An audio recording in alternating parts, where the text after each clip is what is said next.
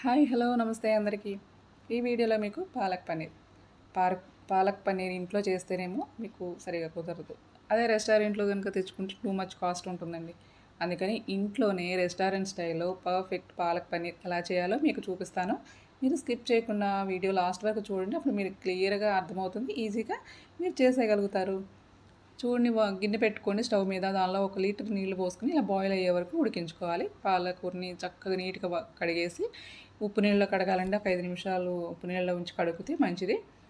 ఆ కడిగిన ఆకుకూరని మన పాలకూరని తీసుకొచ్చి ఈ బాయిల్ అవుతున్న వాటర్లో వేసేసుకోవాలి. చక్కగా 2 నిమిషాల పాటు ఉంచుకోవాలండి. బాగా కలర్ మారే వరకు అయితే ఉంచొద్దు. ఇలా 2 నిమిషాలు ఉంచేసి వెంటనే తీసుకోవాలి. తీసి పక్కన పెట్టుకుని చల్లారనివ్వాలండి. పాలకూర ఎక్కువసేపు ఉంటే వేడి నీళ్ళలో కలర్ అయితే మారిపోతుంది, గ్రీన్ కలర్ అంతా వెళ్ళిపోతుందండి.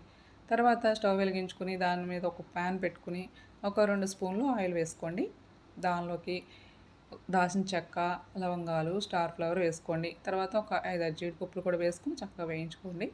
ఇలా ఇవన్నీ వేస్తే కనుక గ్రేవీకి మనకు చక్కగా మంచి టేస్ట్ వస్తుంది, రిచ్ టేస్ట్ వస్తుందండి. అలాగే ఒక ఉల్లిపాయని కట్ చేసుకుని ఇలా వేసుకోండి. 4 పచ్చిమిర్చిని కూడా ఇలా వేసేసుకోండి.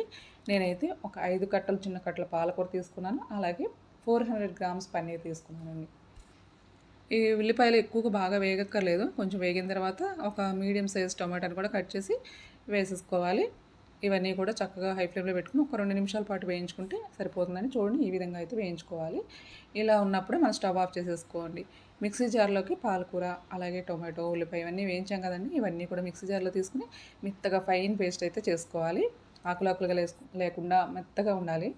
అలా చేసుకుని పక్కన పెట్టేసుకోండి. తర్వాత బాండి పెట్టుకుని ఆయిల్ వేసుకోండి. ఆయిల్ వేసుకుని కొంచెం నెయ్యి వేసుకోండి. మీ దగ్గర బటర్ ఉంటే బటర్ వేసుకోండి.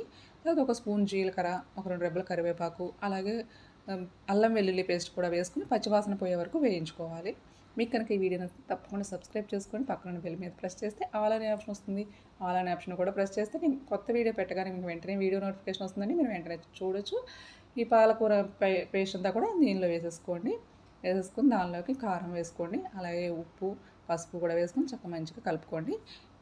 మన ఛానల్లో రోజు మంచి మంచి వీడియోలు వస్తూనే ఉంటాయండి. మంచి మంచి రెసిపీస్ ఈజీగా చేసుకునే విధంగా, హెల్తీగా చేసుకునే విధంగా, అలాగే టేస్టీగా మనం మంచిగా చేసుకోవచ్చు. మీరు తప్పకుండా ఫాలో అవ్వండి. తర్వాత మనం ఇలా కట్ చేసుకున్న పన్నీర్ని వేసుకోవాలండి. పన్నీర్ వేయించక్కర్లేదు, పన్నీర్ వేస్తే గట్టిగా అయిపోతుంది. అందుకని డైరెక్ట్గా ఇలాగే పచ్చి వేసేసుకోవచ్చండి. పన్నీర్ వేసుకొని 2 నిమిషాలు ఉడికిన తర్వాత దానిలో కొంచెం బటర్ వేసుకోండి. అలాగే 2 స్పూన్లు క్రీమ్ కూడా వేసుకోండి.